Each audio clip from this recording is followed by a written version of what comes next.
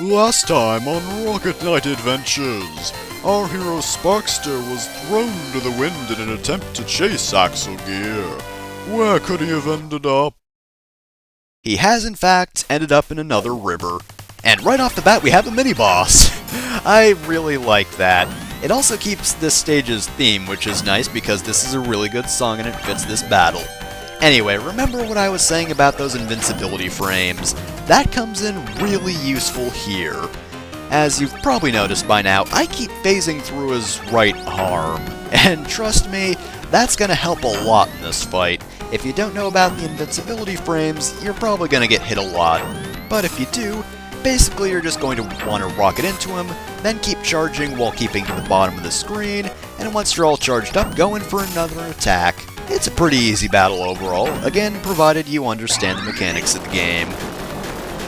Praise be to the invincibility frames.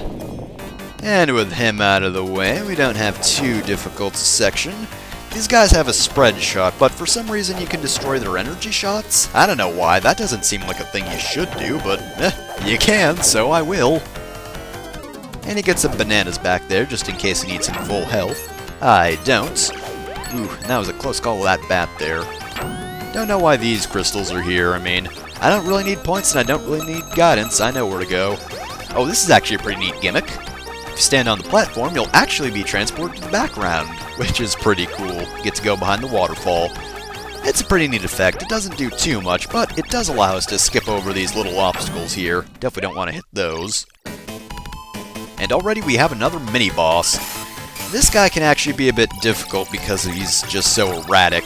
You can hit his little weak point tail even when he's on the opposite side of the waterfall as you, and he can't hit you, but be aware he can emerge from the waterfall at any point, really.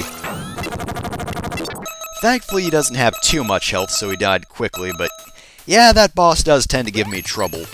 You get a bit of a health refill, but not nearly as much, and we transition to a new part of the stage. Thankfully the music stays the same, because again, I like this song. But now we have to contend with swimming sections. You're going to want to hold down, because otherwise Sparkster will float upwards. You can hold on to those poles, but I don't know why you would. I mean, you pretty much want to focus on dodging overall, really. I can't really think of a use of hanging on those things, other than just, you know, seeing Sparkster's face when he does hold on to them, because, to be fair, that is a pretty cool look. It's a pretty goofy looking face. I love that expression right there. Look at that expression. You'll probably get a better look at that later, but seriously, I love that expression. It's kind of adorable and really silly. And this is a bit of a tricky section. Not too bad, it's just having to get your way through these can be a little difficult just because of the way swimming works. And now the music actually does change. I don't like this song as much, but whatever. So, unicycle minecart section. Duck when you see the exclamation points. If the minecart flashes, then you can jump, or should jump. And this section doesn't give you any indication, but you can actually move the minecart around, even though you couldn't do that before, so that's a bit cheap, because you're probably going to end up getting hit by these guys, just because you'll have no idea you can move, and trust me, if you don't kill these guys fast enough, they lob out quite a few bombs, and it can get pretty hard to dodge even if you do kill them quickly. This section is timed, so after you kill a certain number of these guys, you'll finally be able to move on. I forget the exact amount, but all I know is it's a few too many in my mind. But yeah, there we go. Once you see the X's and the minecart flashes, you're going to want to jump out of it. I keep saying minecart, but it really is more of a unicycle platform. And platforming. I actually do kind of like that platforming section. It's neat.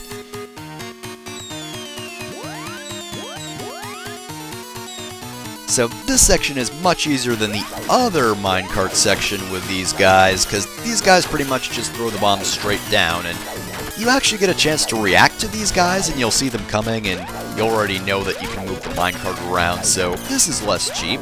I kind of wish this section was first, just because it's so much easier than the other one. Because these guys, they've got pretty much no chance to hit you. The other guys, even if you do kill them quickly, again, they can hit you pretty easily, so Yeah. Those sections seem like they're out of order or something. Uh-oh, the music stopped. That's never a good sign. Be brave, random chicken. Alright, so the second boss of the game is a train. This guy's gonna start out by shooting slow-moving projectiles. These are really easy to dodge. Honestly, the only difficulty in this fight is the fact that he does get closer, so as you go along, there's less room to maneuver and less time to react. But of course, he won't just ram into you. It would be a pretty cheap fight if he could just, you know, ram into you without actually backing off, so this really shouldn't give you much trouble at all. And in fact, we're done here. Look at that, he's wait a minute, he's not exploding nearly enough. He's still moving and the boss music's still going. I don't think he's done yet. Don't you 90s toot at me, Sparkster. Yes, I agree, let's go. Alright, second phase of this fight, much more difficult than the first.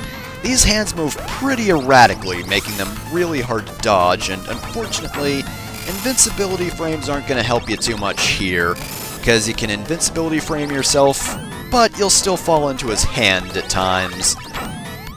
You definitely don't want to rocket him during this grabby attack. I've tried that so many times and it hasn't worked. I just rocket myself off of one and fall into the other. I think the hitbox here is the orange orbs rather than the fingers, but I can't quite tell, especially since it seemed like I got hit a lot during that fight, but apparently the hitboxes favored me that time around. But it's still not over yet, of course, since the music's still going. We got one more form to go.